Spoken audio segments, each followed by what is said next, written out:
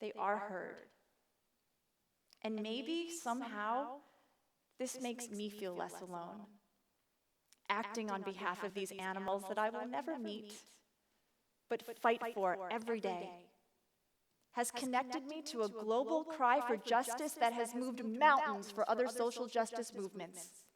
It has taken me from feeling like a powerless individual to an important, proactive part of the wheel that is a driving force toward making this world a kinder and gentler and more sustainable place to live, connecting me to my highest self as a citizen of the world that I live in.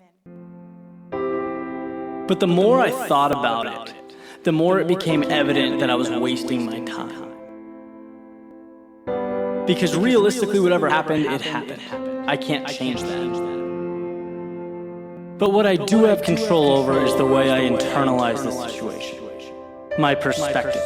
Do I want to see the circumstances good or bad? You know, that old glass half full, half empty concept. So I began thinking about how I can take this unfortunate situation and rather than suffer because of it, you know, how I can benefit from it, make it an advantage. When you really think about what a setback is, it's kind of a unique thing because it's an opportunity to take a step backwards and reapproach the challenge that you're facing. But this time, to come back better than before. To show the universe why it's going to take more than that. It's time to dig deeper now. Time to push yourself to the next level. The world wants to keep throwing problems your way? Good. You'll just keep finding ways to get better. And I think people were surprised that a black woman would show such compassion for a prejudiced white man, and they were surprised that a white man would admit his bias on national television. Not long after Gary and my viral moment, we met in person. In 20 years of practice, I've had over 100 men take a paternity test, like Jerry Springer. Seriously, do you know how many were wrong in predicting their biological relation to the child? 2. This shocked me and taught me my third lesson. Fathers, too, have a genetic bond and instinct about their children from infancy. Forget One of the most haunted destinations on any tour of Edinburgh has to be the castle, where tales of the paranormal have proved very mysterious indeed.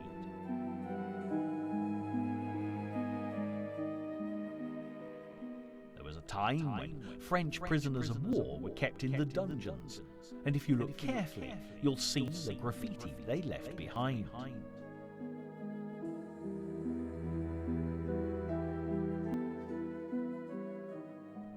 The castle boasts plenty of sightings of a headless drummer who's believed to be of French origin, but in keeping with this musical note, the most infamous of the apparitions here is a lone piper, who can sometimes be heard even if he isn't seen. There are a number of ghost walks that are offered through Edinburgh's fascinating streets, and these excursions have become extremely popular tourist attractions. Here's a very brief look at some of the city's favourite ghostly legends. Trucks. My third top tip is to reduce the amount of plastic and other materials that we buy in order to feed ourselves.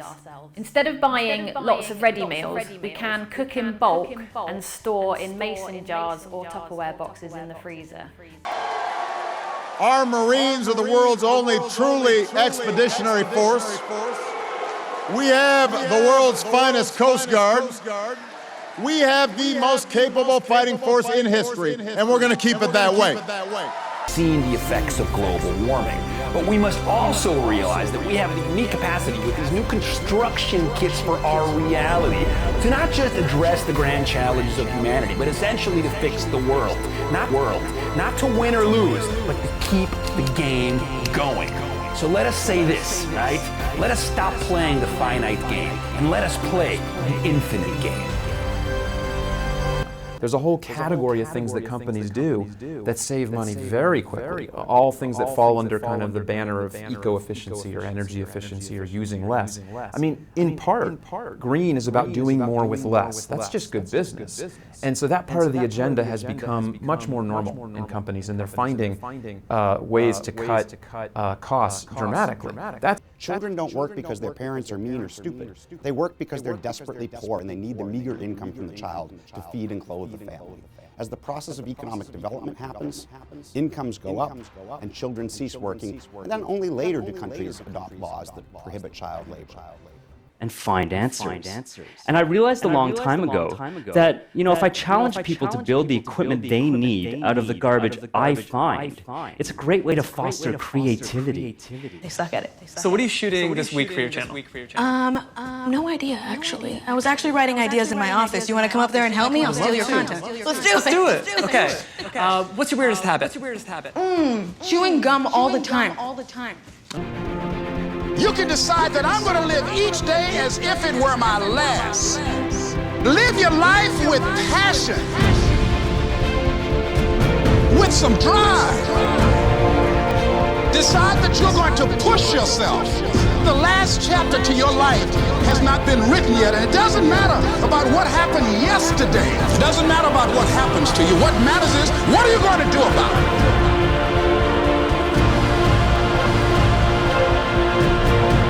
This year I will make this goal become a reality. I won't talk about it anymore. I can.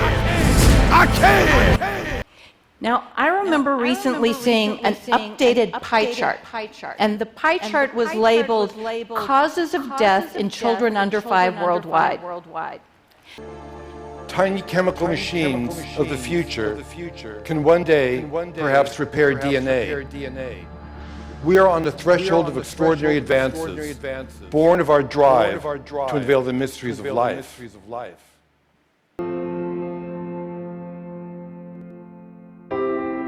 But the more I thought about it, the more it became evident that I was wasting my time. Because realistically, whatever happened, it happened. I can't change that. But what I do have control over is the way I internalize the situation. My perspective. Do I want to see the circumstances good or bad? That old glass half full, half empty concept. So I began thinking about how I can take this unfortunate situation and rather than suffer because of it, how I can benefit from it, make it an advantage. Scientists now cite a more conservative but still remarkable figure. By their revised estimates, these restored ecosystems could capture anywhere from 100 to 200 billion tons of carbon, accounting for over 1/6 of humanity's carbon emissions. The other day, one of the dedicated civil servants on the ground said something incredibly profound. She said that she's never been this hopeful or optimistic about a project in her entire time in government. And she's been doing this for 30 years.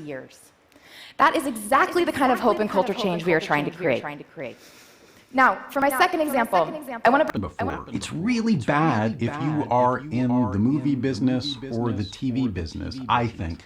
For one reason is that the network TV business, let me clarify, because they need a lot of people to watch shows so they can sell them commercials. And when everybody's DVRing or streaming it online and not watching those commercials, then their numbers go down and their advertisers don't want to pay as much money. So when everyone's attention is now spread across all these shows, there's going to be less, other than the Super Bowl, there's going to be less giant groups of people. They're small. I lived in parallel worlds. In one, I was the classic Asian student, relentless in the demands I made on myself. In the other, I was enmeshed in lives that were precarious, tragically scarred by violence, drug abuse, and isolation. But so many over the years were helped, and for that work, when I was a final year law student, I was chosen as the Young Australian of the Year.